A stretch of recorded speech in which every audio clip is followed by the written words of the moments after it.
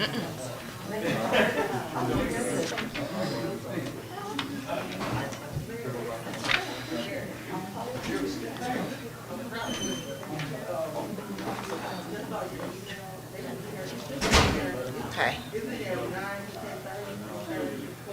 All right.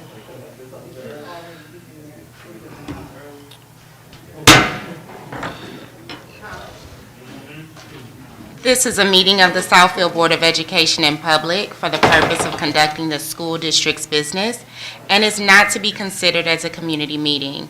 There are 2 opportunities for public participation during the meeting, and comments are limited to 3 minutes per individual. The board will listen to comments but may not respond during the meeting. If you wish to address the board, please submit a comment card immediately. Roll call, Ashanti Bland, Board President. Darrell B. Joyce, Vice President. Yvette Witherball, Secretary. Amani Johnson, Board Treasurer. Michael Benison, Board Trustee. Cassidy Tomlinson, Student Representative. And Trustee Charles Hicks is on vacation. Please note that for the minutes. Jennifer Green, Superintendent. Taking role this evening is Miss Carolyn Foster, and recording by M1 Studios.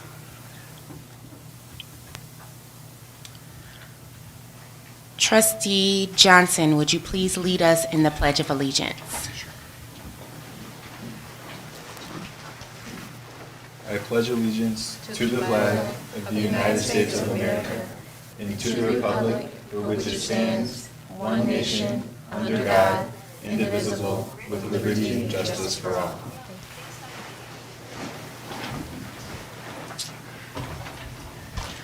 Good evening, everyone. I am proud to present our newest student board representative, Ms. Cassidy Tomlinson. Some of you may have seen her representing University High School Academy at the event that the Vice President had over the weekend. We also have appointed Ms. Nevaeh Hunt. She is unfortunately not able to be with us this evening, but we will see her next month at the regular board meeting.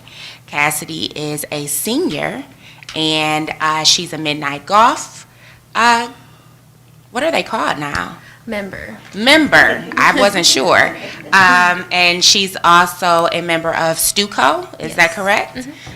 We are very pleased to have her here. We are going to begin with her report this evening, so I will allow Ms. Tomlinson to take it away. Hello, everyone, and good evening. To the Board of Trustees, representatives, students, staff, and parents. My name is Cassidy Tomlinson, and I am the new Student Board Representative for University High School Academy. Within the last 2 months, University has hosted many events, both for fun and educationally. I will now be listing those activities. Our annual Homecoming Pep Rally, Parent-Teacher Orientation with extracurricular activity interest tables, Spirit Week, Senior Parent Night, College Officer Visits, and our annual grade level meetings for our 9th, 10th, 11th, and 12th grade students. For future reference, University has more events planned for the enjoyment of our students, as well as key dates to remember academically.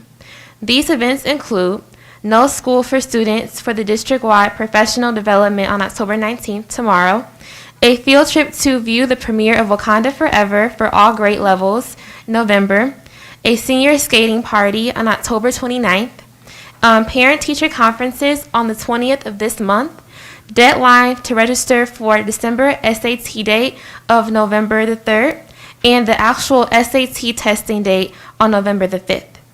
Thank you all for listening, and I hope you enjoy the rest of your week. Thank you, Cassidy. Trustees, any questions for Ms. Tomlinson? I have a request to chaperone the Wakanda Forever. I think you'll be busy on that day. Students can request. I am going to read Ms. Nevaeh Hunt. For her, Ms. Hunt is part of our dual enrollment program. Dr. Green, tell me which one. She is part of the ACE program. The ACE program. So Ms. Hunt is actually a senior at Southfield A&T. She is also enrolled at Oakland Community College, where she will be getting both her degree from community college, so she'll have her associate's and she'll get her high school graduate degree. Her board report reads as such. Southfield A&T is hosting Curriculum Night October 18th from 6 p.m. to 8:30 p.m. You are all invited. Their evening will begin with an administrative welcome in the auditorium starting promptly at 6 p.m. Classroom visitations will start at 6:30. In preparation for this event, we are asking that all parents print their students' MyStar schedule to help guide them through the evening. Classroom visitations will be 10 minutes with a 5-minute passing time. Teachers will use this time to share a curricular overview of their course and classroom expectation of students. You are encouraged to ask questions at the end of teachers' presentations if time permits. Remember, email communication is always welcome. Athletics. Congratulations to the varsity football team for winning the OAA League Championship in their win over Oak Park High School, 35-12. They are currently 6-2 on the season. The last home game is Friday against River Rouge. Also, the Varsity Lady Warriors volleyball team is 8-0 in the OAA League. They are in first place and on their way to winning the OAA League Championship as well. Way to go, Warriors. Best wishes to all the Warrior teams in postseason play. Last week, A&T celebrated homecoming with the Spirit Week. Friday held a pep rally at the school attended by all students. During the halftime game of the homecoming, Royalty Court walked onto the field so they could be praised by the community. We observed numerous alumni active at the homecoming, evidenced by the alumni cheer team and the alumni reception tent offering food and refreshments to the Southfield Blue Jays and Lathrop Chargers. Alumni. The dance was very successful without incident as 900 plus students from both A&T and University High came with their best attire. Thank you, Ms. Tomlinson, and we thank Ms. Hunt for providing us with her board rep report. Board matters. Recognizing the legacy of Fern Katz. Thank you, Board President. Joining us this evening is Ms. Fern Katz's son, and reading our resolution is going to be Ms. Summer Caldwell Carruthers. Ms. Carruthers, if you could come to the mic, please.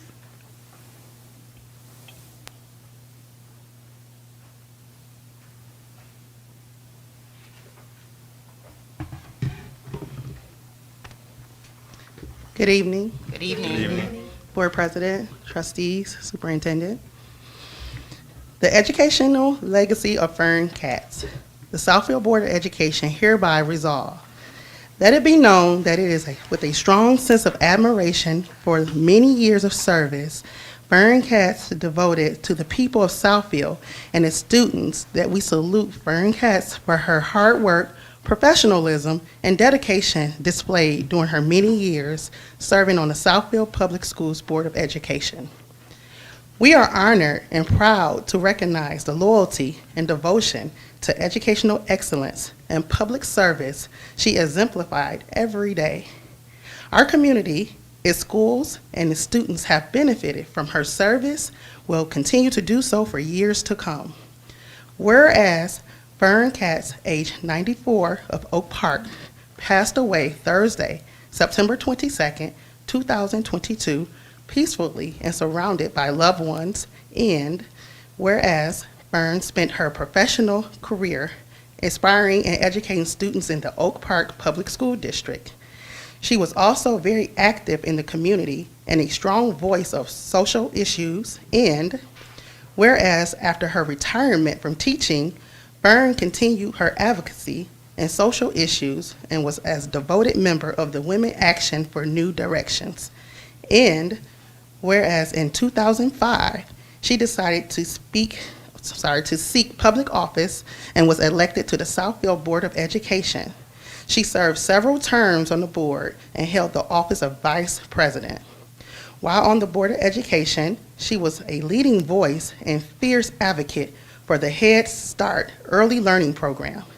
She served many years as the board's Head Start representative, and whereas she is survived by her sons, Ralph Katz, Deborah, and Louis Katz, Gail Bush, her grandchildren, Rachel Katz, Aaron Strominger, Naomi Katz, Alex Kaplan, Samuel Katz, Alyssa, and Benjamin Katz, and her great-grandchildren, Leah Josephine Strominger. She is also survived by many nieces and nephews, great-nieces and nephews, and great-grandnieces and nephews.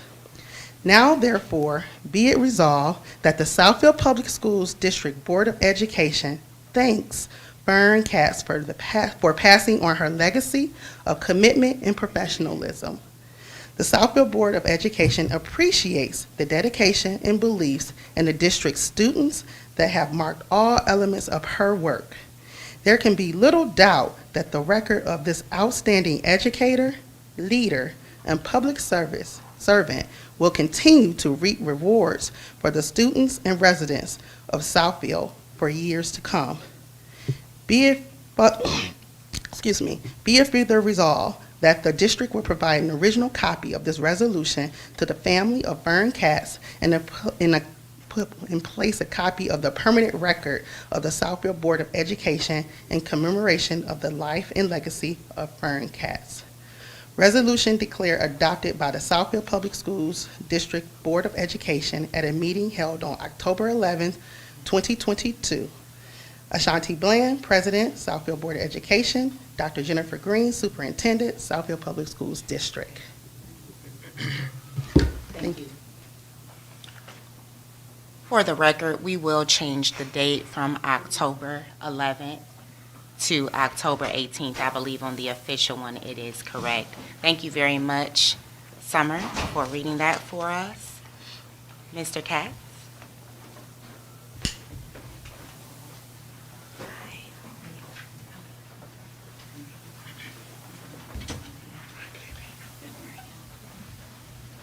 Pardon me, this is my first time speaking here, so I don't know quite the formality, but board members and everyone else,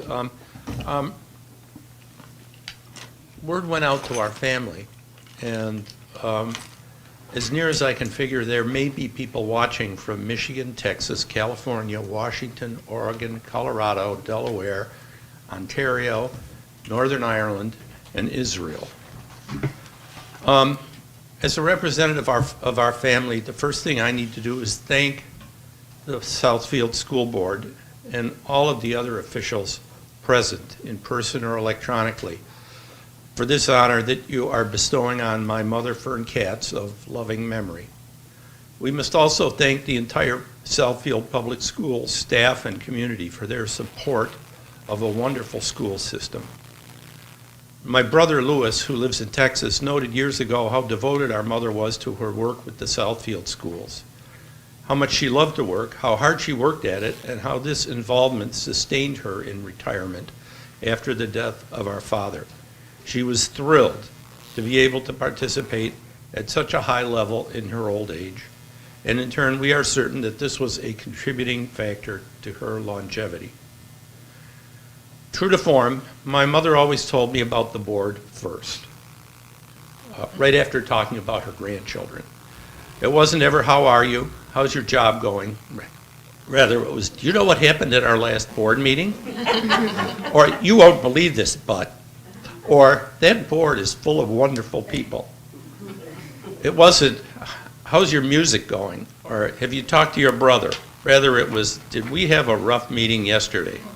Or, it was a hard decision, but there was no other option. Or, that state legislature is sure making our lives tough. Or still, we are in better shape than most other school districts. Did we ever know that her work here was of the highest personal priority to our mom? So, pardon me, but as Fern's son, I am definitely a senior citizen, and I can't remember, but it seems like a long time ago since I was here last for the beautiful and moving things the school board did when Fern retired from her position. I think she left the schools on a very strong footing. I think that you are still well ahead of the curve.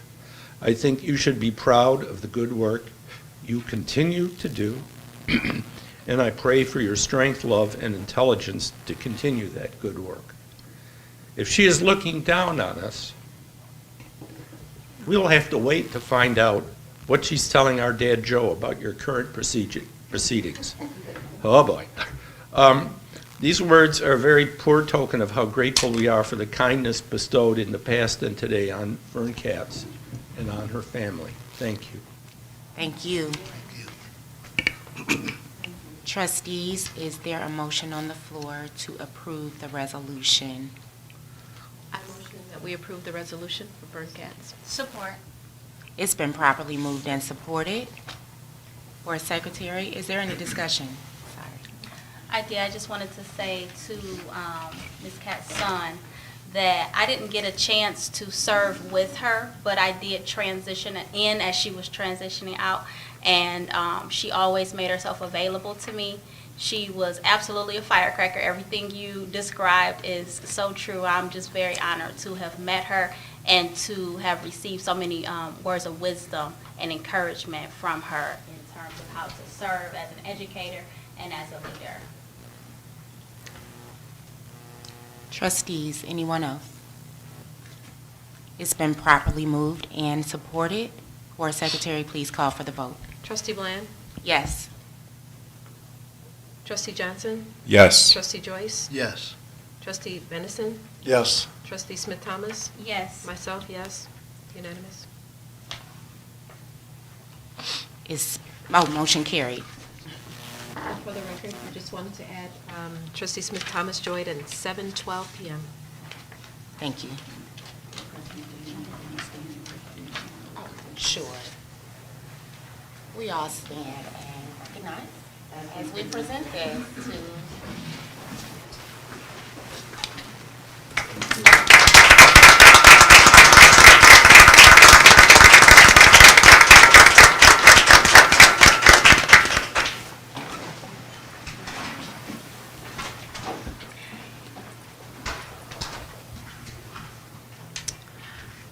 board matters. So I have a couple of board matters. Of course, over the weekend, we had the honor of hosting Madam Vice President Kamala Harris, and our staff in this community did an amazing job. I would definitely like to thank Coach Q, James Jackson, Assistant Principal Searles Powell, Coach Marshall, Dean Bogans, Principal Reese, Ms. Gardner, Ms. Foster, Dr. Charles, Mr. Gary, and the A&T band, our bus drivers that took our band to and fro, Officer Carruthers and the security team, Ron and One Studios, Gus and Jeff Johnson, and of course, Dr. Green and my fellow trustees and our student board rep. You all did an amazing job, and thank you for the administration who attended in the audience and supported us for all of this. We really appreciate you all. For those who volunteered from our district, we will be calling you all and having lunch provided for you in the near future. Also, Ms. Venable and her team, and Phil. So thank you all. Moving forward, I would also like to say that Dayton, we had two students that actually, three students that actually went on stage. Cassidy said the Pledge of Allegiance on behalf of the district, and we had Joshua Smith, who did the welcome and the opening. He's also a football player on A&T. And then we had Dayton Page from UHSA, and Dayton actually received a phone call from the White House, and he spoke about his time in Southfield Public Schools, how excited he was to get out and vote, civic engagement, and he was afforded an opportunity from that conversation to meet the Vice President. So I just want to acknowledge the fact that our children are doing some great things, and they do represent us well. They are very articulate, they're poised, they're refined, and I couldn't have been prouder of this district on Saturday. I couldn't have been more tired either, but it was definitely a good day. So I just wanted to recognize everyone who participated in that event. I also wanted to for sure. I also wanted to thank Chick-fil-A for feeding our students early that morning. If you haven't been by the new Chick-fil-A on 12 Mile and Telegraph, please stop by and support. They're an awesome family, and they have really afforded us a kindness when it comes to us calling and asking, can they get us this very large order ready at 8 o'clock in the morning to feed all our students. So thank you to the Chick-fil-A on 12 Mile and Telegraph.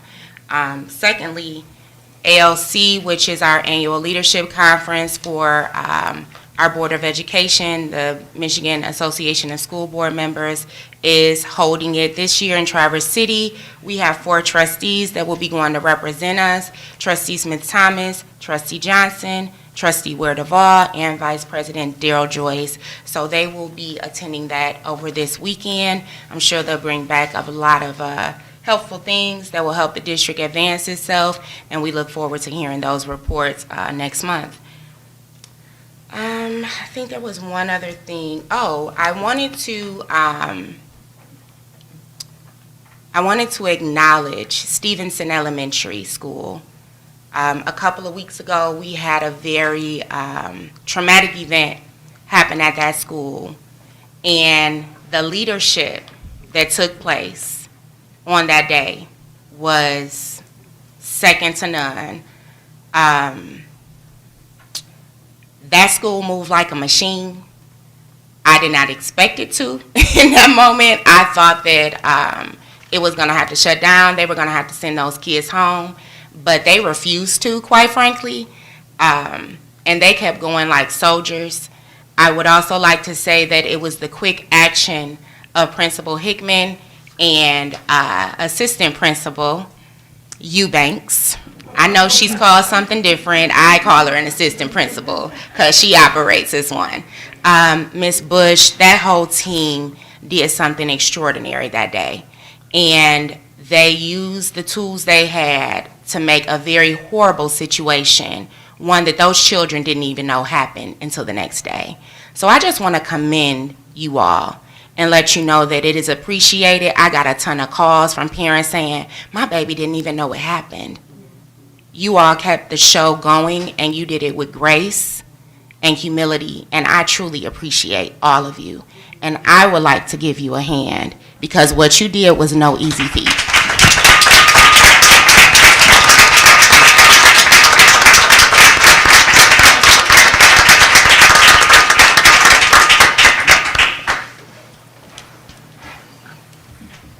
Leading into that, I would like to let everyone know that the district has allocated funds to provide first responder training to all district staff in the upcoming months. So you guys will be hearing more about that.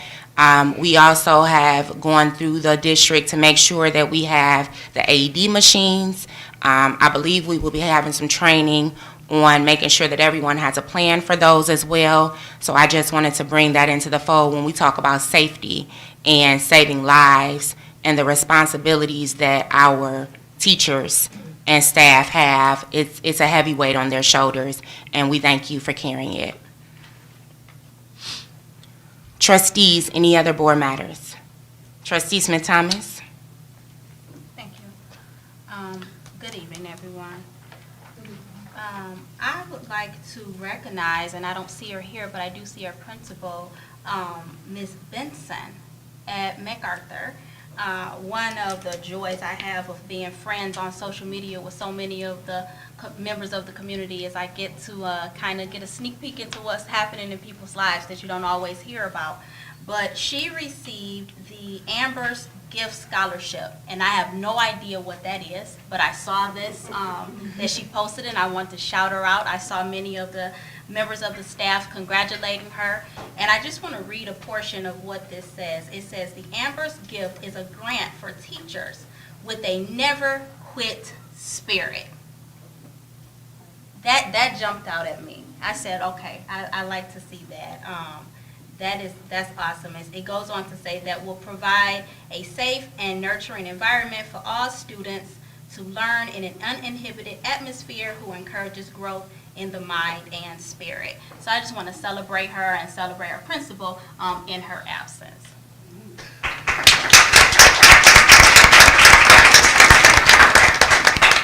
And I want to encourage that when around the community, around the district, when these types of achievements are happening, that you feel free to share them with the board members so we can highlight you, so we can know, so we can help spread the word, because this becomes the face and the voice and the vision of what our district is. It's just by little things like this. So that obviously is a big thing. Again, I don't know anything about this, but I saw it and I thought that was something that needed to be shared at large. So congratulations to her and congratulations to you, Ms.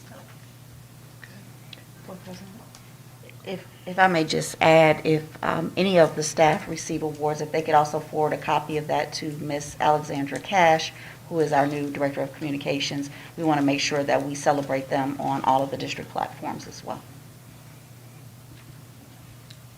Trustees, any other board matters? I do, Board President, if I may. I just wanted to kind of lift, as we are in the moments of protection and safety for our children, and how well our educators and the building leaders are handling the business of our district and the safety of our children. We have a professional development tomorrow, and it is going to be delivered, and ALICE training is going to be delivered to our educators, and this is at the behest of Dr. Green and the board, and our SROs are going to deliver that information. And these are the things that we are putting in place for our children that we so love and want the best for them. So I just want to make sure that you all are aware that the Southfield Public Schools does not rest. And we do everything that we can to support our families, our educators, and our children.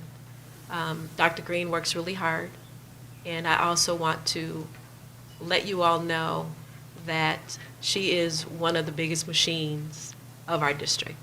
So as we congratulate everyone else, Dr. Green also deserves a congratulation for her work well done. Thank you, Dr. Green. It's humble to say. Thank you. Thank you.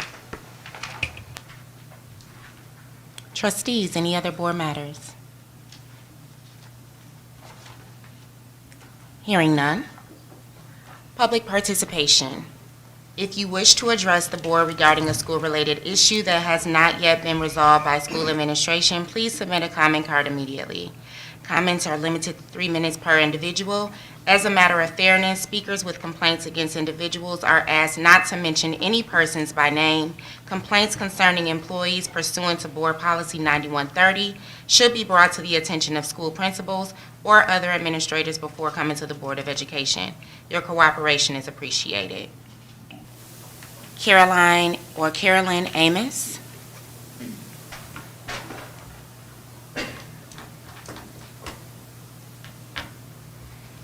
Please state your name and address. Good evening, Board. I am Carolyn Amos.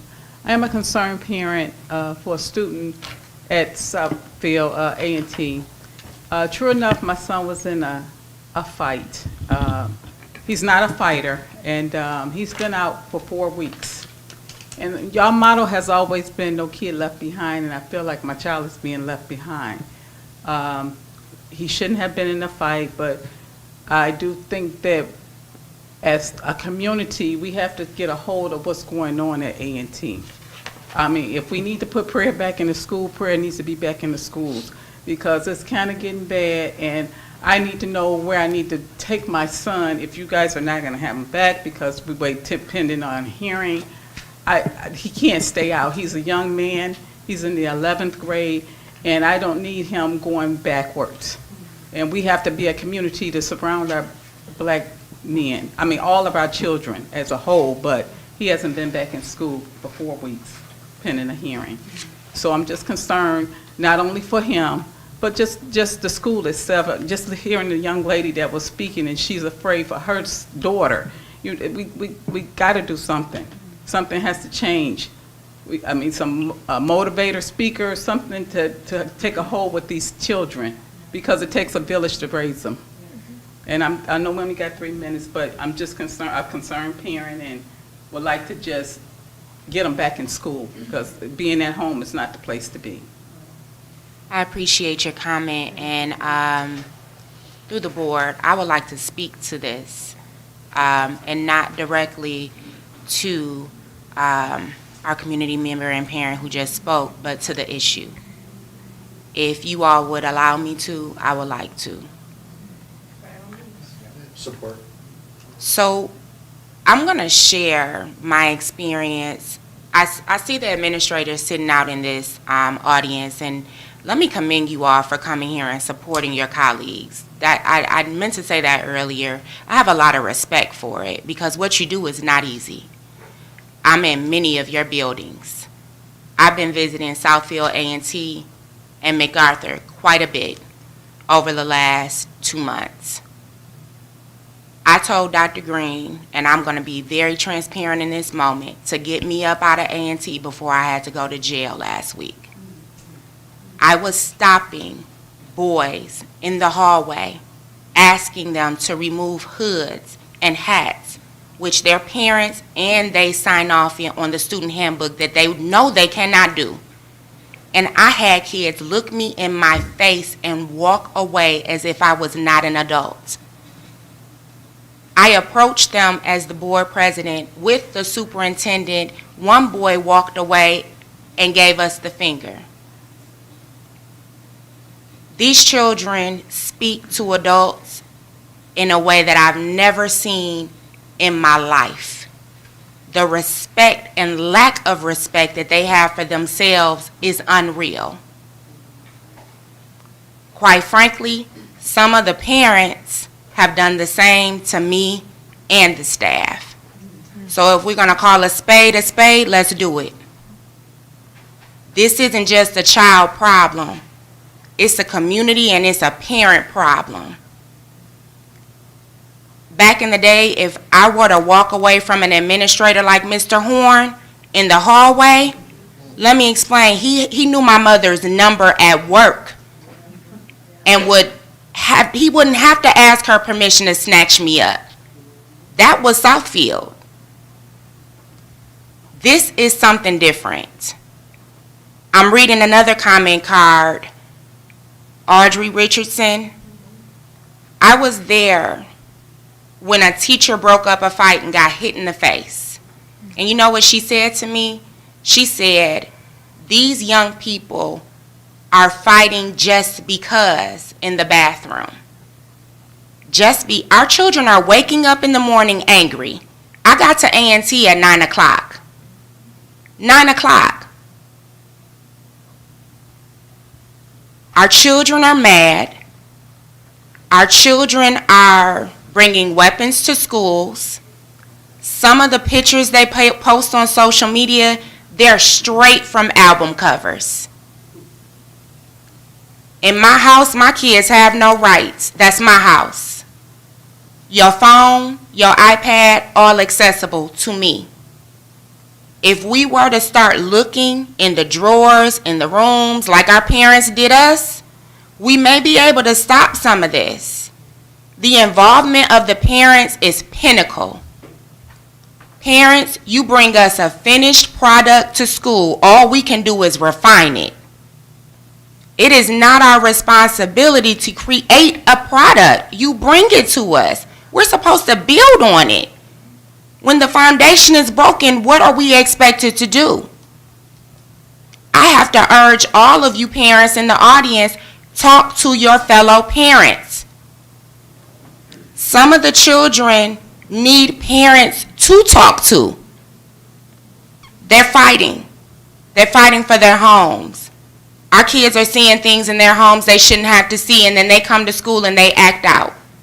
This is bigger than just this board. It's bigger than just our administration.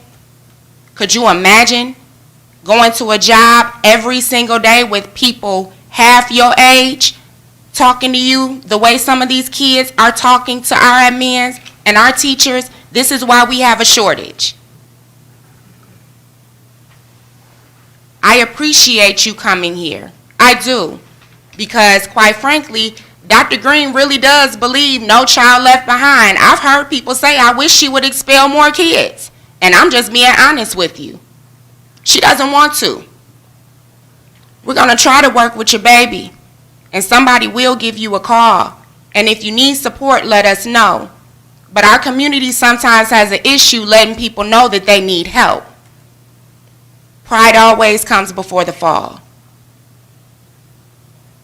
After reading these comment cards, I felt compelled to tell y'all what I've been seeing. And these administrators in here know, I write y'all an email and I say, can I come visit your school? I just want to talk to you. I just want to meet your kids. And it is a thankless job. I try to walk in and tell y'all I thank y'all every time I see y'all. I really do. Because I can't imagine doing it every day. So to the parent that just spoke, we'll contact you. We'll figure something out. We're working on A&T. I believe Mr. Reese is going to be good for that school. I believe that Mr. Sarkar is good for that school. I believe that Cyril Powell is good for that school. They are there. And they are working tirelessly. So please give us your confidence because we are trying. I appreciate you all letting me take the time to address this. I know it wasn't on the agenda, but this is a crisis at this point, and I've never seen anything like it. I get mad because it's ripping my home apart. This is home. So I say to you all that whatever we need to do, let's do it. It's going to take a whole, it's not just it's going to take a whole community. The village, the neighborhood, it's going to take everyone getting on one accord to decide that we're going to support our schools, our teachers, and that it's not acceptable to have parents coming up cussing out teachers, cussing out admin in front of their kids. It's not acceptable. You got to stop having adult conversations in front of your children. Then they run, they bring it back to other kids. Then other kids are talking about what's happening with adults, with the kids. Then the kids lose respect. This is a trickle-down effect. What you do in front of your children, I promise you, it's almost like osmosis. They soak it up, and they spit it right back out.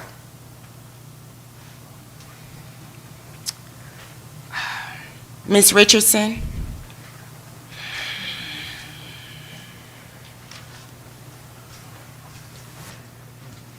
Good evening. I am Ms. Richardson. I am an educator as well, so I understand firsthand.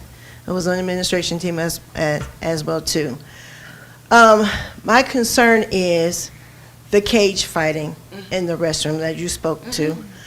I am one of solutions. I have many ideas. Security in the restroom. Sometimes you have to think out the box to get things back in order.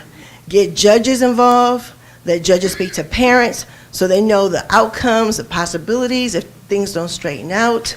But my ultimate concern is the good kids are getting caught up. Mm-hmm. And my son got caught up for trying to break up a fight before a student was about to strike a grandmother. So when he grabbed the student back and said, man, there's a grandmother coming, you don't hit her, they stopped for a while until the grandmother returned. And then I got a call to say keep him home because we're afraid of retaliation. So now he's been home Friday, Monday, Tuesday. He's been home for breaking up a fight. And let me just say, Isaiah and my son are deacons in the church. So they may not have a 4.0, but they know God, and they are not fighters. They are unifiers. And we are old school parents. We are hands-on parents. We go through their phones. So we do things with our kids that are active. And we do talk to their friends because we know we need to know their friends to know how they process and how they're navigating at school. So as a teacher, I make sure that I reach out to other teachers. But part of the problem is, I'm going to tell you, I'm going to really keep it real. When the doors are locked in Southfield and we cannot navigate and go in and see the teachers and have those face-to-face talks, and everything has to go through an email. Everybody's busy. Everybody's scheduled. And it takes too long to get a problem resolved. So by the time we get together, it's festered and blown out of control. So why is Isaiah waiting home for 4 weeks? KJ's been home for 4 days. I can't afford for him to stay home for 4 weeks. Those grades that they had, KJ had a 3.8 for progress report, but I'm sure right now it's a 1.0. This would have been his first 3.8 in a progress report. But he missed 4 tests last Friday, so those grades dropped, they plummeted. So what are we supposed to do? Wait? How long do we have to wait before our kids can get a meeting with the board so they can get back in, or some solutions? I'm about solutions. I'm about solutions. Thank you, Ms. Richardson. Okay.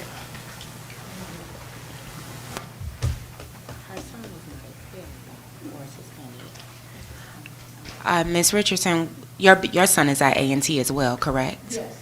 We'll make sure that one of the principals and/or Mr. Jackson gives you a call in the morning.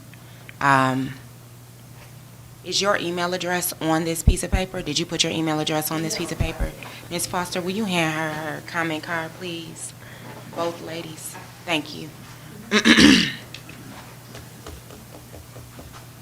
Board President, if I may just add something to the comments that were Sure. made before we go to the next speaker. I encourage all of our parents, I echo what you shared and what others have shared. I also encourage our parents to start looking at phones and going through their students' belongings well before they get to the secondary programs. Our administrators are dealing with first graders at the age of 6, second graders at the age of 7, third graders at the age of 8, whose parents are taking them to shoot toy weapons that they later in life emulate into real weapons, from paintball guns to BB guns to real guns. We have to stop it before it gets to the high school, because by the time it gets to the high school, let's be honest, many of them are bigger than us, stronger than us, and oftentimes it's too late. And we have no choice but to send them out in handcuffs. We have to save them while they're in elementary. The PTA is looking for the parents at Southfield A&T to form a PTA. I will forward your information to that group of ladies that is trying to form a successful parent organization to support our children. We also have some other things planned. We have a few speakers here this evening. I can't wait for you to hear what Pastor Davis has to share, because we are working tirelessly to save our children.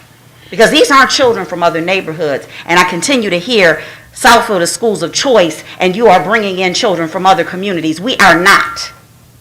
These are our children, our neighbors, living next door to our homes.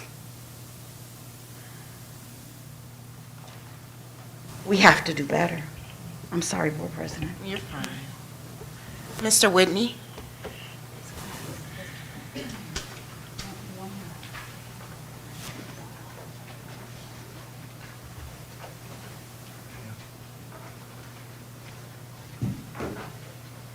Good evening, Madam President. Good evening. Board members, Dr. Green.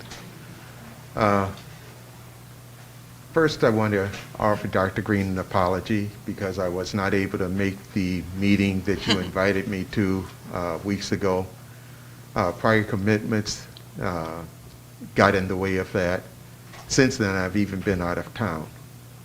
I wanted to take the opportunity, though, to ask if some of the issues that had been raised in the other meeting have actually been addressed. You may remember that there were some concerns regarding weaknesses in the financial reporting system that covered 2019, fiscal year in 2019, fiscal year in 2020, and fiscal year in 2021.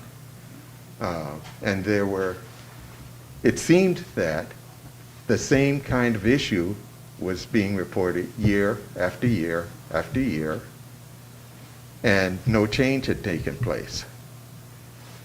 This evening, I'm coming to ask, have the changes been implemented yet? I'm concerned about this because we are about to vote on a $345 million bond, and financial reporting, financial control is going to be of utmost importance given that sum of money. We must properly report and record expenses, expenditures, assets, and again, I want to follow up to let you know that this is still a concern that I have, and I've learned over the years, if it's a question that one person in the room has, it's a question that a lot of people in the room have. They just may not know how to ask the question. I thank you for your time, and I too am one of those parents that when the kids had a phone, it did not belong to them. I know that's right. We had to come to a clear understanding. That's our phone that you get to use, and it's a privilege. Exactly. It hurts my heart that the schools have come to this point. I am the child of a retired teacher. My mom has been retired for over 20 years now. She's coming up on 95. We must do better with our schools, and I see your efforts, and I applaud them, but we also must do better with our financial reporting. Thank you for your time. Yes, ma'am.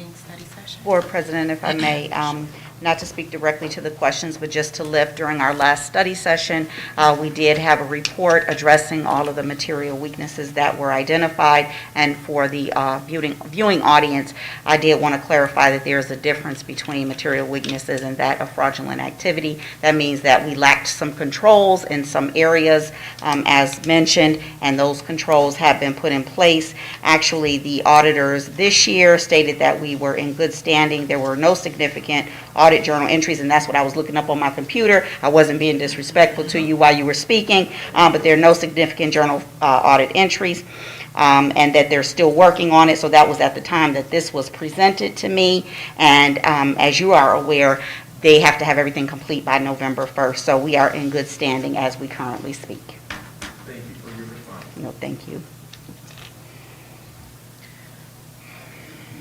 Report of the superintendent.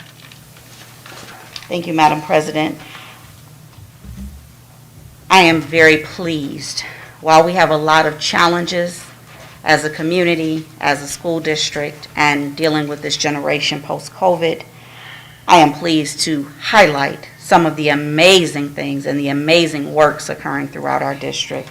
So without further ado, I would like to bring up Stevenson Elementary's leadership team to share with our community some of the great things happening there at our first, but definitely not last, community school in the Southfield Public School District. Principal Hickman, Ms. Eubanks, and I saw Ms. Bush here. I don't know, did she? There she is. They're a trio, so I figured she was going up as well. Are you just here for support? Oh, okay. Dr. Green, Board of Education members, Central Office members, community members, parents, and most importantly, the scholars of Southfield Public Schools. I bring you greetings from Stevenson Elementary School, located at 2777 Losser Road.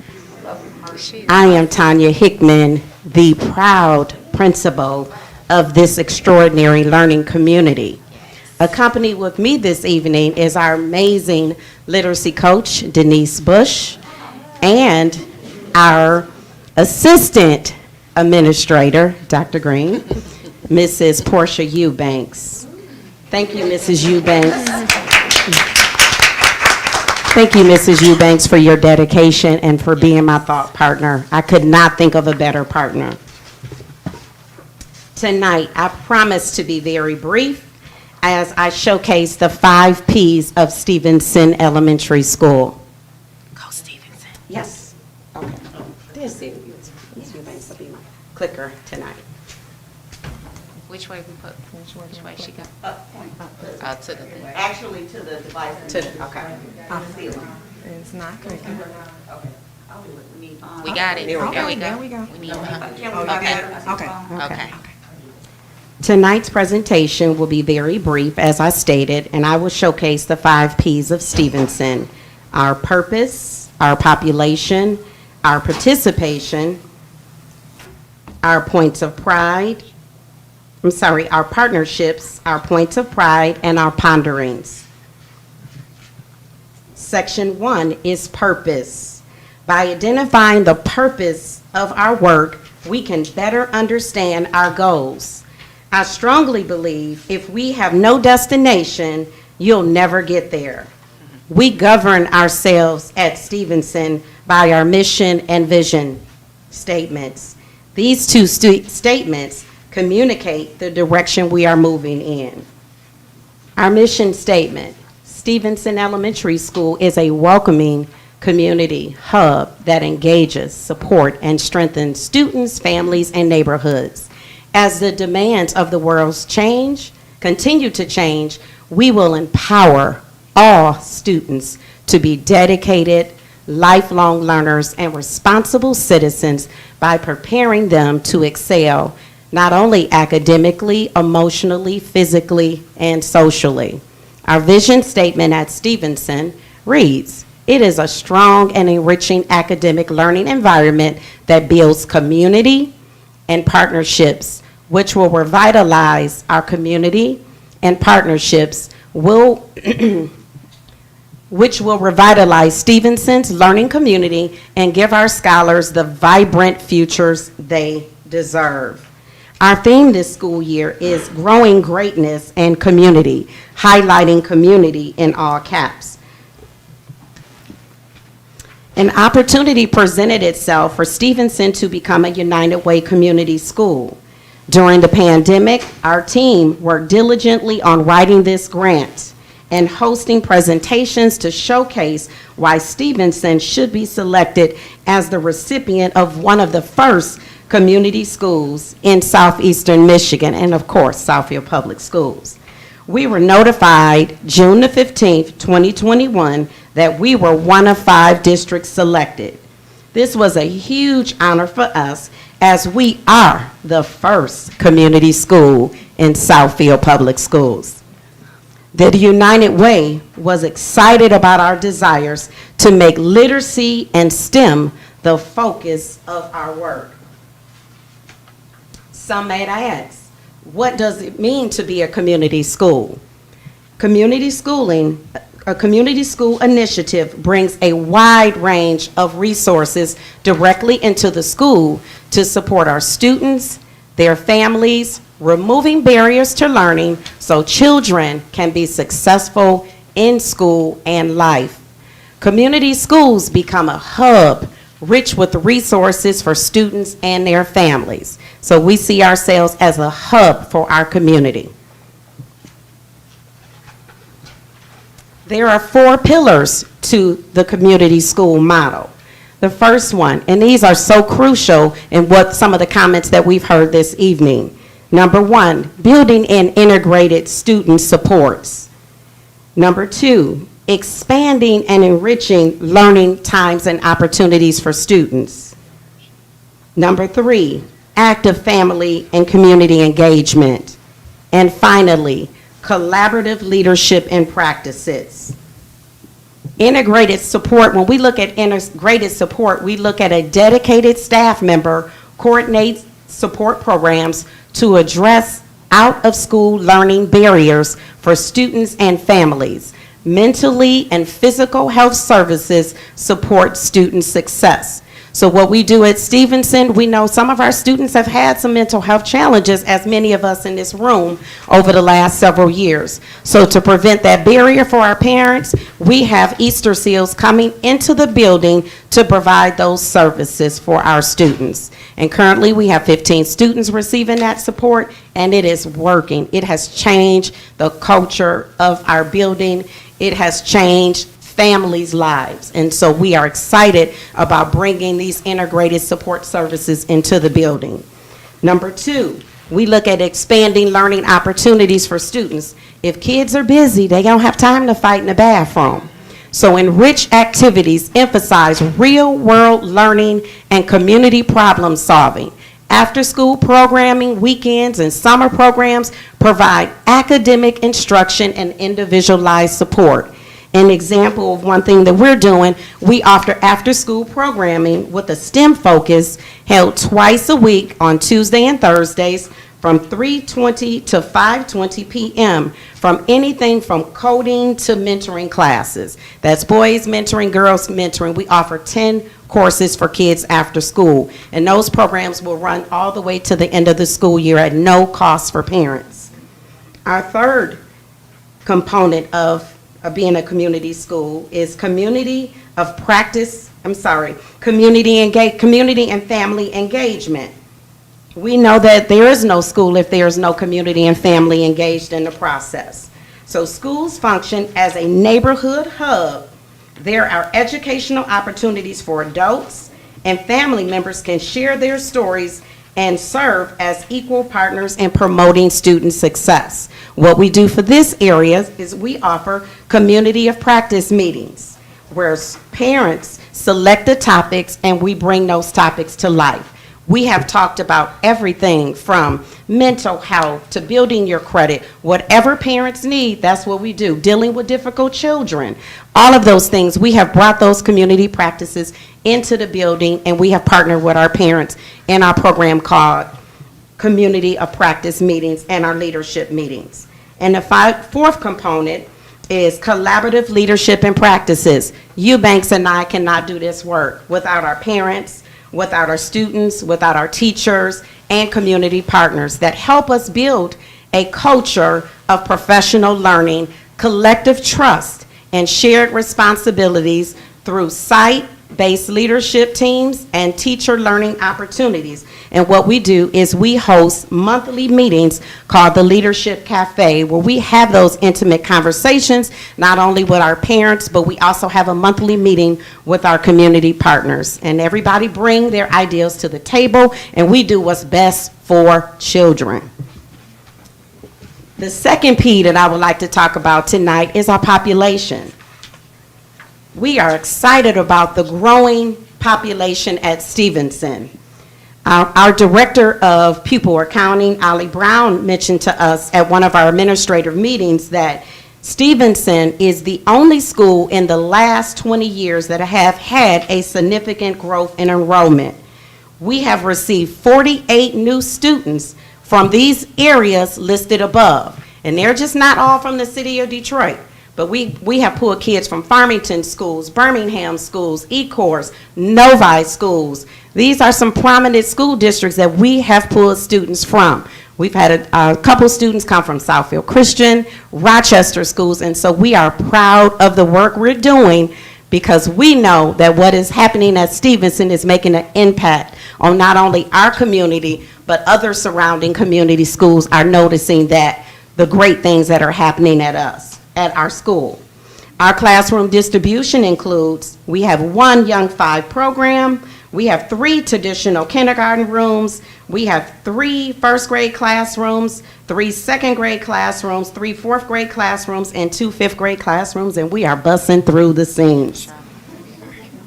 When we look at our educational trends,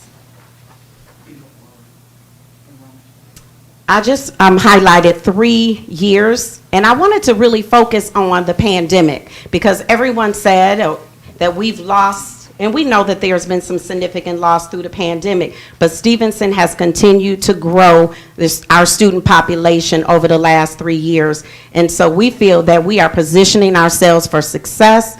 We have grew 61 scholars. As of today we received an enrollment of 2 additional families that will be starting with us on Thursday. So we are happy about the work that we are doing in that area. I cannot begin to look at population without talking about instructional staffing. It is important to highlight the individuals that are on the front line that do the work. I pay homage to the most resilient group of educators I know. We are truly stronger together at Stevenson because of our relationships, our shared beliefs about student achievement, and our desire to position ourselves for success. We have truly had some challenges this school year, but we are resilient, and we are definitely stronger than ever.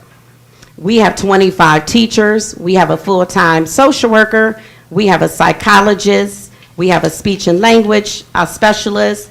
Collectively, we did a collective resume at the beginning of our school year, and we have 600 years of educational experience and service. We have 56 advanced degrees among us. And so I think it's important that parents know that we have the experience, we are dedicated to the work, and I couldn't dare not talk about the amazing staff at Stevenson when we look at our population. It is because of them that we are growing with the numbers that we are. We offer WIN services for students. We have Title I services. We have literacy teacher services. We have 2 full-time resource teachers, but we practice full inclusion. So if you are EI, autistically impaired, you are included in the everyday classroom, full inclusion. And so we are proud about that work. Our scholars are empathetic to the needs of their peers. And so we are excited that we are cultivating an environment of kindness, of accepting differences. And so our scholars that receive WIN services feel very much a part of our culture. The third component that I would talk about tonight is partnerships. And we heard this tonight, that it truly takes a village. Community partners are a crucial part of the United Way Community School model. Our partnerships ultimately bring benefits to both the school and the community. Partnering with our community organizations have increased our school's impact and improved our community and our scholars' education. Go back, Ms. Eubanks, so they can see the picture of our, I promise I'll be brief. Okay, so here's a picture of our community wall of distinction. We currently have 34 partners that are absolutely involved in the day-to-day operations of our school. This is faith-based organization. It is major corporations, the Southfield Police Department, the Fire Department, the Detroit Fire Department, believe it or not. These companies are in, and of course, the women of Alpha Kappa Alpha Sorority Incorporated, and a whole host of other partners that are there every single day at every beck and call for whatever we need. So I wanted you to see our wall of distinction at Stevenson. On our next page, this is just a list of some of our partners. I will lift a few of them. Amazon and Reading is Fundamental delivered 100 packets of books to our campus last week, and we were able to give 100 students books, book bags with 3 books in them each. Ascension Hospital did a drive at our school. They gave us 22,000 servings of cereal. We also gifted cereal to Kennedy Learning Center and some other organizations in the city of Southfield. Blessings in the Backpack. Our scholars take home food every week for our food-sensitive families. So they take home perishable foods with them every week. We have a partnership with the Faber Hebrew School, which provides tutoring for our students. We also have Subaru Glassman. They selected 5 classrooms in which they donated $500 to each classroom, and they were able to order flexible seating. And we know coming off the pandemic, it's difficult for us to sit still for extended amounts of time. And so they donated flexible classroom dollars for us to purchase. And Tapper's Jewelry, they also brought coats in for our scholars. They donated 56 coats last year, and we have 65 coats that we will be receiving on December the 1st. And of course, our amazing partners, Young Israel of Southfield, which is the Jewish synagogue in front of us. We have done some amazing partnerships with Neighbors Helping Neighbors. We set up a food pantry out in front of our school, and we do have kosher foods in there for our Jewish friends. And they come in, they take what they need, and they add food in, and so that is a staple for our community, and we're very thankful for all of these partnerships that we highlighted this evening. The fourth component that we will talk about this evening is our Points of Pride. And I would like to lift some of the highlights that we have done since the month of September. We were definitely faced with a crisis in our building a couple weeks ago, and it was only because of crisis planning and our crisis and safety planning that we practice all the time what to do in an event of an emergency. And it was because of that that we were able to gather a sense of normalcy, and no one in the building, none of our scholars knew what was happening in the building, including the children that unfortunately lost their dad. We did a literacy kickoff. We had an anti-bullying rally. We also started a bullying reporting process. If you go to our homepage, Stevenson Elementary, you will go to the tab, click, and you can report bullying at any times of the day. We hosted, we were scheduled to host the Michigan State Fire Marshal. We had the cereal drive that I mentioned. We did a read aloud with NBA player Stephen Curry. We did a back to school parade. We were featured on Channel 7 News for our literacy work. We have done new family orientations. We have had an open house, and we had over 350 families attend. And so we also have started a Healthy Kids community where we are encouraging our scholars to eat healthier. All of our scholars walk 1 mile a day before we start our school day. So we let the kids in 10 minutes early, and we walk every morning so that we can establish a healthy community. Because if you're not physically healthy, we know that it could definitely affect your mental capacity as well. Here's a list of some of our additional points of pride under the 4 pillars that we govern ourselves by. I won't read them, but we just govern ourselves under these 4 pillars for the United Way. And so we just sorted the things so that you could see that here is our points of pride in all of these areas, and we're very proud of the work that we are doing in that. And finally, our 5th P is ponderings. When we look at ponderings, I don't want you to see this as a negative, but something that I want you to have a strong, to consider strongly and think carefully about. Stevenson has not been renovated since the building was built in 1965. Making the building for our scholars, that our scholars attend every day, aesthetically pleasing, will position us for further success.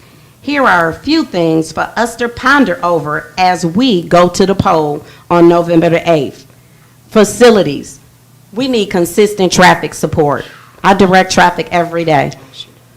Air quality, air conditioning. We've been cold all week. Furniture. We need renovations. We need cameras updated. We need lighting. We need our roof leaks fixed. We need playground equipment. We need a larger school building. We need fencing. And when we look at staffing, we would love to increase our full-time ISSN support. And we would like to support the enrollment and program offerings that we offer. So please consider, when you go to the polls on November the 8th, to consider our scholars deserve better than what they're getting. A look ahead. Here are some things that we look forward to over the next month or two. Onboarding our new PTA, the development of our parent resource space, the iReady celebratory parade, our grade level community service projects. We feel that being a community school, people gift us all the time. So we're teaching our kids that kindness is reciprocal. And so we are every grade level has a community service project. They selected a month. The kids have gotten together, they've come up with their projects, and so every one of our scholars will participate in the gift of giving to others. We have a STEM museum that is coming on November the 7th. We're just awarded monies to do an expansion of our maker space room. We have a career day coming. We have culture night coming to celebrate the diversity that is at Stevenson. We have 2 book fairs that is no cost for our scholars. Every scholar receives 5 books in December and 5 books at the end of the school year. And so we are very excited that literacy continues to be a focus at our building. We have a science fair plan. We have student performances, field trips. It's important. We forgot about field trips over the last 3 years. Those opportunities are important for kids because that's how we show them how to act in public. That is learning. We do Honors of Distinction program. We have technology nights for our parents. We're going to continue to showcase our literacy work, and we're going to have some therapy dogs that will be joining us on Thursday, and a host of other activities that we have planned at Stevenson. So to keep up with the great things that are happening at Stevenson, please follow us on Facebook, and thank you for allowing us to showcase the amazing things that are happening at Stevenson. Okay, Ms. Eubanks, did I forget anything? Okay, thank you. Thank you. Yes. Thank you. That's my school. I had to make sure my little princess said everything was good. We good? Okay, thank you for allowing us this time. Trustees, I'm going to open for questions, but I do want this community to know that this isn't just for show. Everything that they showed on that board, I see every single day. It's real. That whole building cares. I've never seen anything like it in a very long time. I always say I went to Shano's, which is now closed. That's the last time I've seen it. Every teacher in there is committed. Those kids are happy. I've never seen kids hugging everybody. They hug me. They don't even know me. They see me, they hug me. They are happy. I've had parents call me and say, thank you so much for recommending Stevenson because my daughter is happy to go to school again. And that says a lot for an 8-year-old not to want to go to school. Like not want to see their friends, and now these little kids are, they are excited. Their parents can't put the car in park. I'm watching them jumping to get out the car. It really is surreal to see, but it's a credit to that whole staff, and I believe it's just true leadership on the behalf of Ms. Eubanks and Principal Hickman. It is the exemplar of leadership. Y'all are textbook leadership. Trustee Smith-Thomas. Congratulations. That was wonderful. When is your iReady celebration scheduled? My apologies not staying up for questions. So our iReady parade is scheduled for the second week of November. And so we will send that information out to you guys. And what we have the students do, all of our students goal set, but we celebrate everybody in the beginning because everybody deserves to be celebrated. So the kids go home and are part of our family and community engagement, which is one of our pillars of community school. Everybody makes a makes a poster, and we just walk around and we just celebrate their success.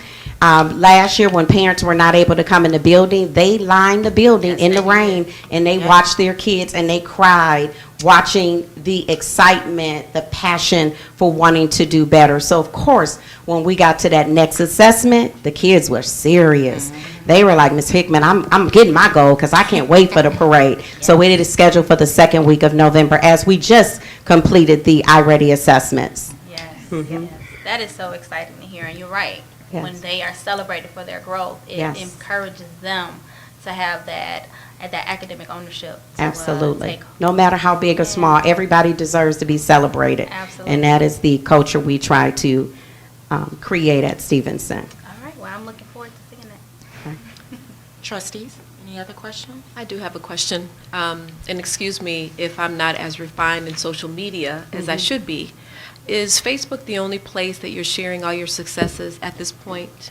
Well, yes. I did start a Instagram page, but I'm not that savvy. And so, Facebook is for like older people like me. And so we will do better, but Facebook is our platform right now. And we made a commitment to our parents when the pandemic started and when we went back into the brick and mortar that we will make sure parents knew what was happening in the building. And so Eubanks and I started that then. And so now if we stop, we just don't know what will happen. And it's because of that we've had kids that have come from Novi schools, from Rochester schools, which are very prominent school districts, and they're all saying, somebody invited me into your Facebook page, and we saw the excitement that is happening in that building. And so that's how the word is kind of getting out about how great we are. But we're going to do better. I'm going to figure out some other things. Maybe Miss Eubanks can take over our Instagram account. Or lean into Miss Cash. Absolutely, yes, And yes. maybe Ms. Cash will be able to have Yes. them spotlighted on our Yes. main webpage. Okay, definitely. Thank you. Thank you, Ms. Hickman. Any other questions? Trustees? Hearing none. Okay. Thank you again, Thank you, Principal guys. Hickman. Thank you. All right. Well, you have a hard act to follow. But without further ado, I'd like to introduce our board and our community to Pastor Ovella Davis and Code 22. Good evening. Good evening. And to President Green, to the Oh, President, no, I'm no, sorry, no. She's got the hard Superintendent job. Green, President, and to the trustees, to the community. God bless everybody. It's good to be here. I am super excited. I've sat here and I've listened to all of the testimonies, all of the challenges, and I was beginning to feel broken for a moment. And then I'm reminded that, no, we're here with a solution. We're here with some answers tonight. First of all, let me thank you, Superintendent Green, for this opportunity to share what it is that we believe can add value to what you, the educators, have been working so hard to achieve, and that's academic achievement, a culture of calm, where the students actually, as the principal said, have a desire to be in school and want to be among their peers. So I represent an organization called the United Communities of America. We are a 501c3 nonprofit out of Detroit. And in 2010, we began a campaign against violence. One of the things that I feel very strongly about is the scriptures, the Word of God. And we see a lot of violence going on, and what the revelation that I got, we're saying stop the violence, cease fire, put down the guns, but nobody's saying what God said. God said, thou shalt not kill. And so we begin to move a message campaign. Now, you guys, some of you may have seen billboards that were put up that said, God said, thou shalt not kill. We had a motorcade in Detroit that was amazing, where we had actually 43 funeral hearses drove through the city, 300 family cars, all with magnets that said, thou shalt not kill. And as a result of that, we began to get so much response from the community that there were people that had been victims of violence, and no one seemed to be dealing with their pain. And they were coming from Crime Stoppers, funeral homes, churches. People just seemed like my name was on a billboard saying, call Pastor Ovella about your pain. And so I came up with an idea and talked to our team about an event called the Citywide Night of Peace and Healing. This was just a random day, October 22nd, 2010. We looked to put together an event that we can gather the grieving. We can bring together those that are victims and help them to turn that pain into power. And what was amazing that night is that we had it at New Bethel Baptist Church in Detroit. The church was filled. They held 1,200 people. The church was filled. I couldn't believe how many families came. And that night, so many people got relief from their pain, from their unforgiveness, that they said, when will you do it again? And I said, we didn't plan to do this again. But the pastor said, well, we can do it next month on the 22nd. And I said, okay, we'll be back next month on the 22nd. Well, that continued for 3 months. After that, the word began to spread about the 22nd be a night of peace and healing. We were invited to come to our city council, where we were given a testimony of resolution that declared the 22nd of every month as officially the citywide night of peace and healing in Detroit. That was our first proclamation, and then our Mayor Bing gave us our first proclamation from his office, and Mayor Duggan has given us a proclamation. Now 13 other cities, including Southfield, has given us a proclamation that declares every 22nd as officially a no violence day. The goal is 24 hours of peace. So we have been working within the schools now, and last month we saw a phenomenon happen. We had an idea to create what's called the City in White on the 22nd of September. And the goal was to get as many people in our city, our communities, our churches, our businesses, our mosques, everyone to just wear white for peace and be intentional about promoting peace, which is what the 22nd is. It's a citywide day of peace and healing. Well, we were invited to the Detroit School Board. And I did not know that there were 110 schools in the Detroit Community School District. And the superintendent asked for all of the schools, the deans of culture, to get the students involved, to create initiatives for peace. So they had all of the students, allowed them to wear white on the 22nd. The schools that may not have had, the students that may not had of white t-shirts, the schools provided. So no one was without a white t-shirt on the 22nd. The results were phenomenal. If you go on Detroit Public Schools website, you will see the reports that came in, that the elementary school, the students wore their white t-shirts and they marched around the school. They created chants that said, down with bullying, up with peace. Down with bullying, up with peace. The high schoolers, they would say, what do we want? We want peace. When do we want it? We want it now. So what we saw was what I had already experienced in 2016, and I'm sorry, I'm kind of jumping ahead. In 2016, I created what's called Students for Peace. Students for Peace was a pilot program to see how we could get the students interested in being peaceful. So we created a calm program that said, how can we take one day, the 22nd, and eliminate violence and eliminate bullying and eliminate suspensions? And the students said it'll never happen. I said, well, what if we could just do something? What would that thing be? And the students said, well, if we don't have to wear our uniforms, we can wear white t-shirts. That's where the white t-shirt idea came in. And so then as I met with them, they kept coming up with ideas. Maybe we can write peace on the chalkboard on the 22nd, and so when the students come in, they know it's a day of peace. Then maybe we can do peace raps. Maybe we can do peace competitions with poetry. So they came up with all these ideas on how they can create peace on the 22nd. We implemented this in Ecorse High School and Robichaud High School. The amazement was on the 22nd, there was no bullying, no suspensions, and no fighting because the students created a culture of peace. After the 22nd, Principal McFall called me on the 23rd, and he said, the school feels just like it did yesterday. It's a culture of calm. What happened was the students were not told to do something. They were given the opportunity to own a program.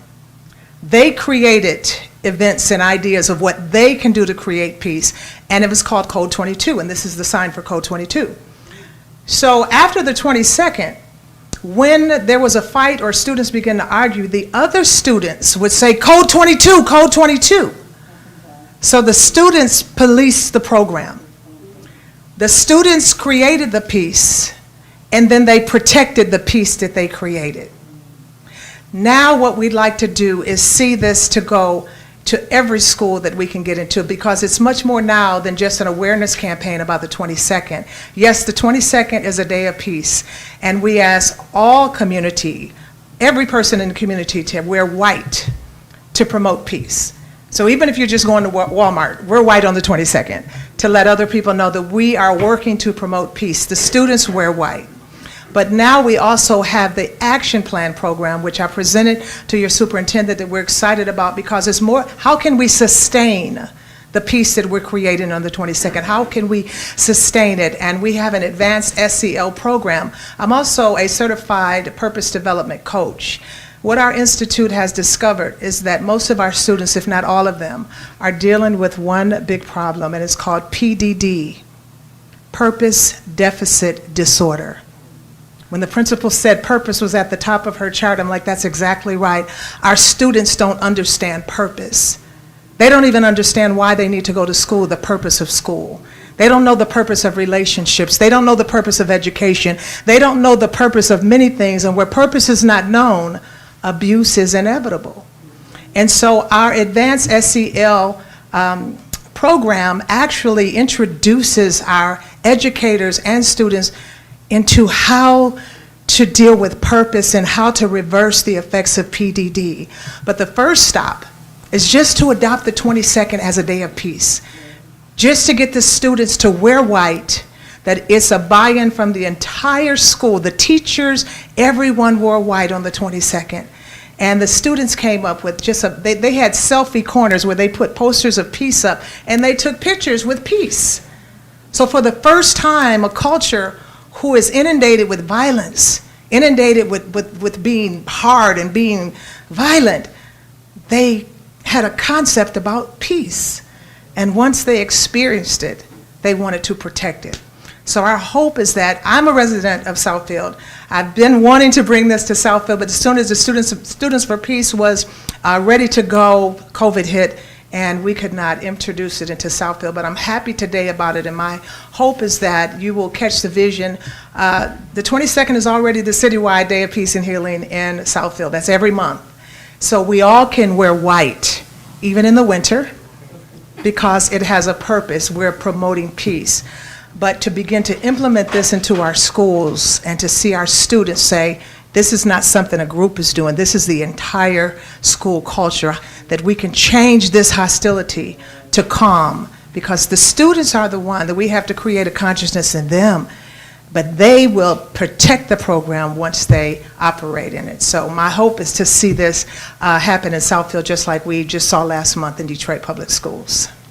And Pastor Davis, if you can expound on the fact that this month, the 22nd, is on a Saturday. Yes. However, we discussed having it in the schools on Friday, the 21st, which is also one of our largest rivalry football games. Yes, yes, yes. So, even though we are short on time because we were here for the school board meeting, but even if we started tomorrow, if it was something that the schools adopted and said, hey, the 22nd is a day of peace. Like, how do you know? Well, because the mayor gave us a proclamation. It's an official day. So what we want to do is we want to all wear white on the 22nd, white T-shirts, and we want to do things to promote peace on that day, being that it is the 21st. And the deans of cultures just asked the students, well, what do you guys want to do? And they came up with ideas. Well, maybe we can just do a poem over the intercom at the beginning of the day to remind the students that the students did things to create peace. And the good thing about it is that if it doesn't catch on like we want it to this month, the 22nd just keeps coming.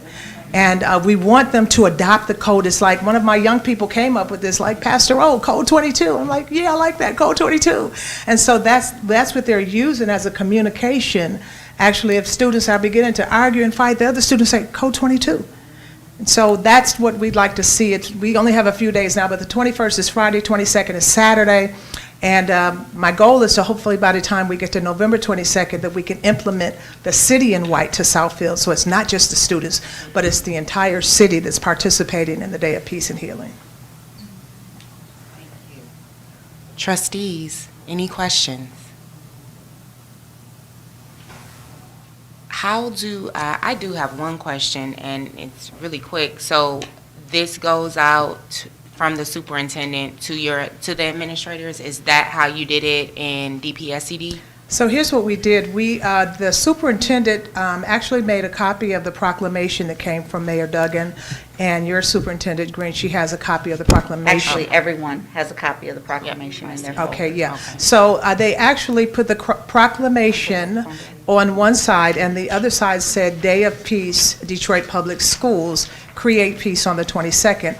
And the deans of culture got it out to all the students and all the staff in all of the schools. I really don't know exactly how it happened, but it was amazing.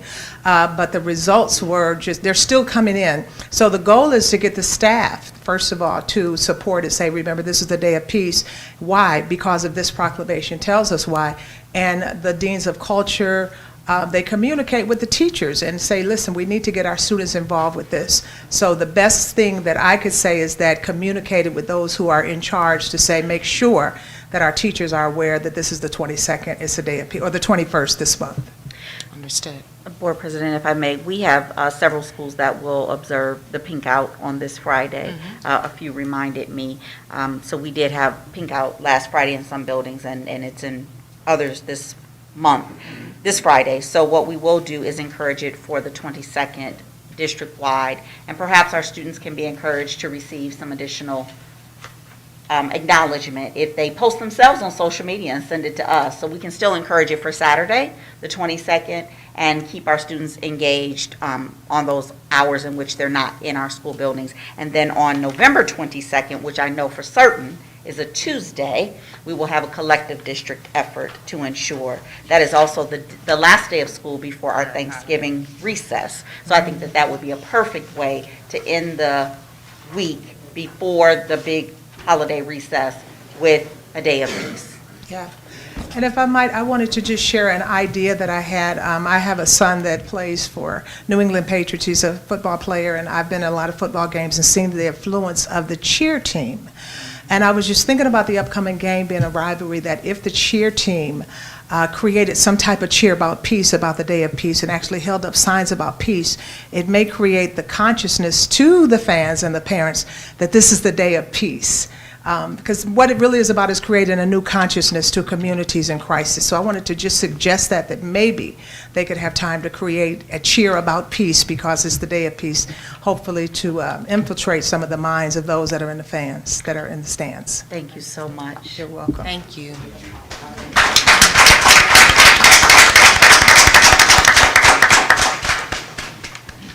And last, for the superintendent's report, board president, in the interest of time, we do have the director present this evening. You do have a copy of the director's report in your binder, and as this meeting was delayed a week, you've had it for some time. So in lieu of extending the meeting, if there are any questions, Dr. Thompson will gladly take any questions. I'll be in touch. Thank you. Have a good one. Trustees, any questions for Dr. Thompson this evening? Trustee Smith-Thomas? Thank you. I do have a question as it relates to our GSRP funding, specifically around the wait list and the vacancies. How are we holding on, or what's the impact as it relates to the funding from the county? Because I am familiar with GSRP, and I know there's only so long that the county through the state will allow you, the district, to hold on to the funding. What's our impact in? So we are working, we're actively working on increasing staff, and we realize that if we don't get the staff in place for GSRP, we may lose some of those slots. So we have a new teacher, a new assistant teacher that are being onboarded right now, and then we are interviewing one person this week, and I'm waiting to hear from another person on Thursday. So we're hoping that we can fill some of those slots so we don't lose any of that funding. Okay. Also, this is to the superintendent through the chair. And forgive me, I'm not going to try and quote it. I did see an email, and I believe I forwarded it around, and if I didn't, I will, the state releasing some additional grants for early childhood initiatives in the school districts. Are you familiar with that initiative? And I'll find that email if you don't have it. If you could forward that email, we received several emails most recently for the dollars that the state released regarding the ESSER dollars. They reorganized their dollars and sent them out. Everything that's come across my desk to date, we have applied for. So if you could forward that, and I'll just cross-reference to make sure that we did apply for that as well. Okay. I will do that. All right. Thank you. That's all the questions I have so far. Thank you. You're welcome. Thank you, Dr. Thompson. Action items, consent agenda, approval of minutes, July 26, 2022, August 16, 2022, and August 23rd, 2022. So moved. Support. It's been properly moved and supported. Is there any discussion? Hearing none. Board Secretary, please call for the vote. Trustee Smith-Thomas? Yes. Trustee Benison? Yes. Trustee Joyce? Yes. Trustee Johnson? Yes. Trustee Bland? Yes. Myself, yes. Unanimous. Motion carried. Report 6113, Talent Management Personnel Action Report. Trustees? Any motion to open and approve it? I move that we open and approve Report 6113, Talent Management Personnel Action Report. I'll second. It's been properly moved and supported. Trustees, is there any discussion regarding the Talent Management Action Report?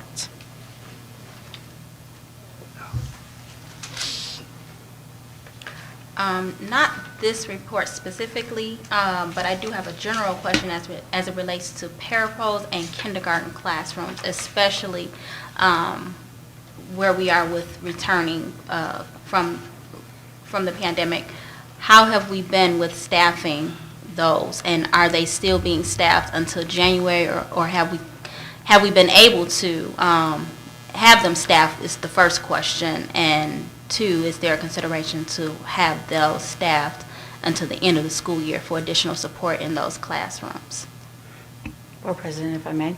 As part of the teachers' new collective bargaining agreement, the SEA agreed to lower the class size for kindergarten classes in lieu of having an additional person in the classroom. So our kindergarten classes are now at 20. So there are no additional persons in those classrooms. Okay. Trustees, any other discussion? Board Secretary, please call for the vote.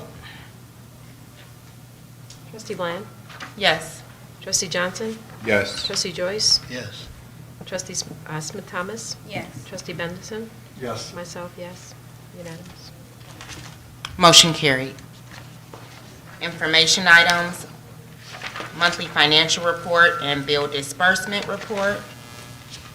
Again, Board President, those items have been provided to the trustees, and in the interest of time, if there are any questions, I know that Mr. Ingram was here, but unfortunately had to depart at 8:30 this evening. If there are any questions, I will take that back to the team and provide the trustees with an appropriate response. Understood. Public participation. If you wish to address the board regarding a school-related issue that has not yet been resolved by school administration, please submit a comment card immediately. Comments are limited to 3 minutes per individual. As a matter of fairness, speakers with complaints against individuals are asked not to mention any persons by name. Complaints concerning employees pursuant to Board Policy 9130 should be brought to the attention of school principals or other administrators before coming to the Board of Education. Your cooperation is appreciated. Ms. Foster, do we have any? We have none. For the good of the order. Trustees? Trustee Smith-Thomas? Yes.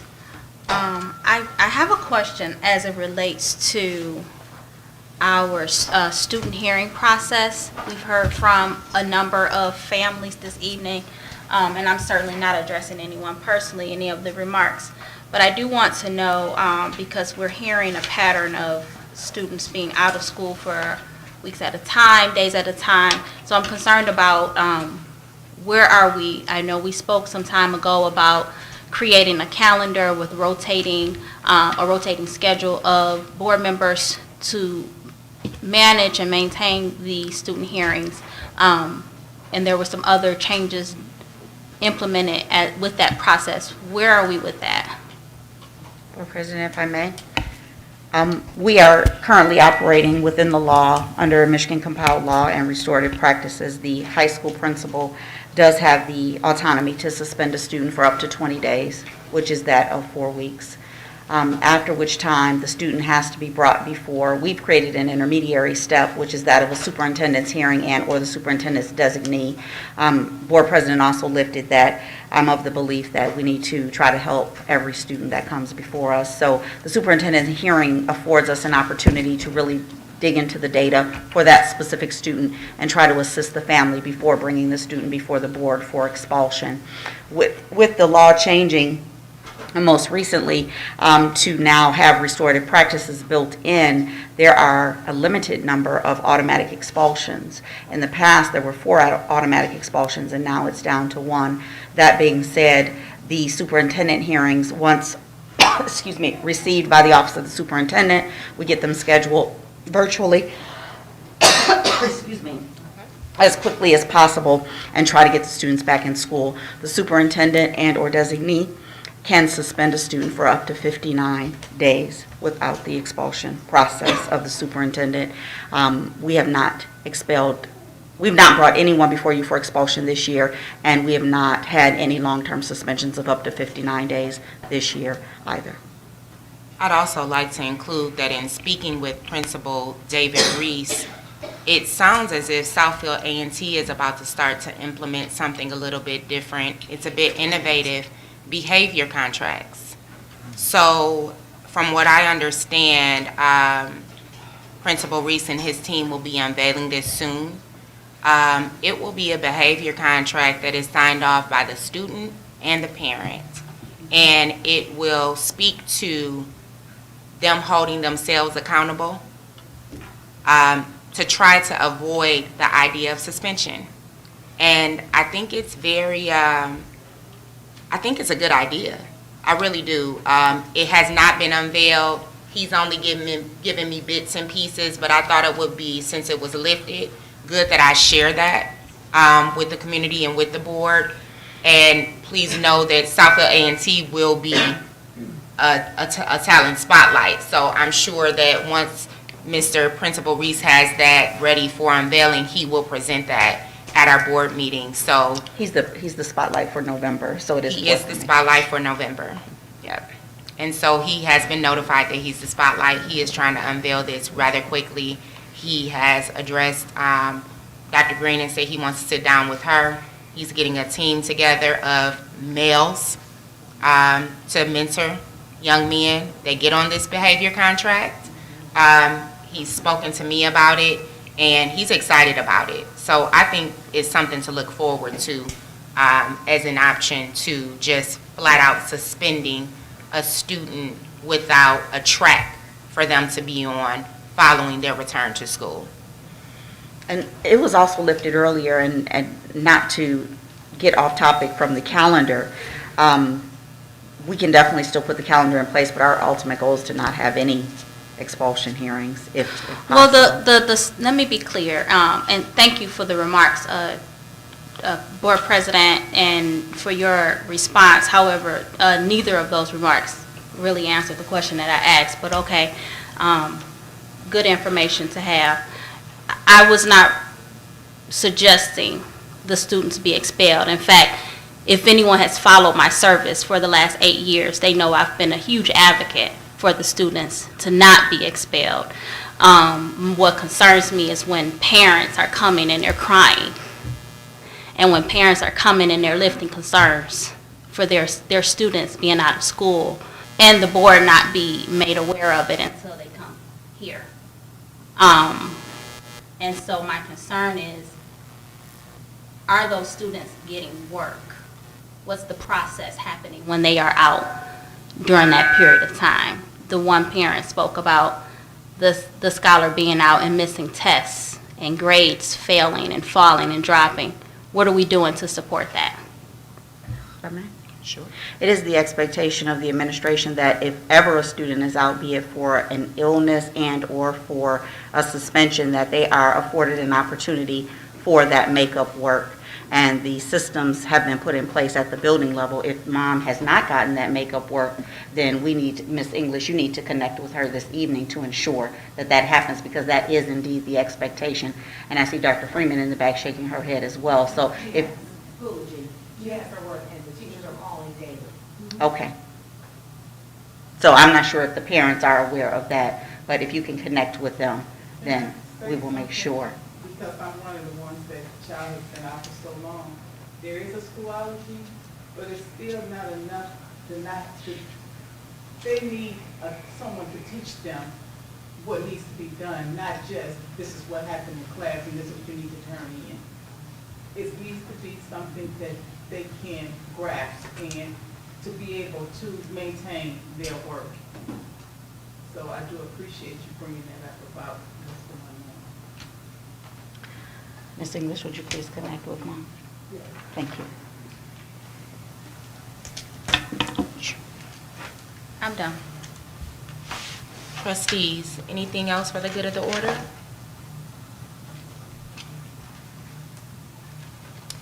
Hearing none. Future meetings, October 25th, 2022, Tuesday, special board meeting study session. October 26th, Wednesday, joint board meeting, Southfield City Council. November 9th, Wednesday, regular board meeting, because of course Tuesday, November 8th is election day. And that will be held in JWE. We are adjourned at 8:53.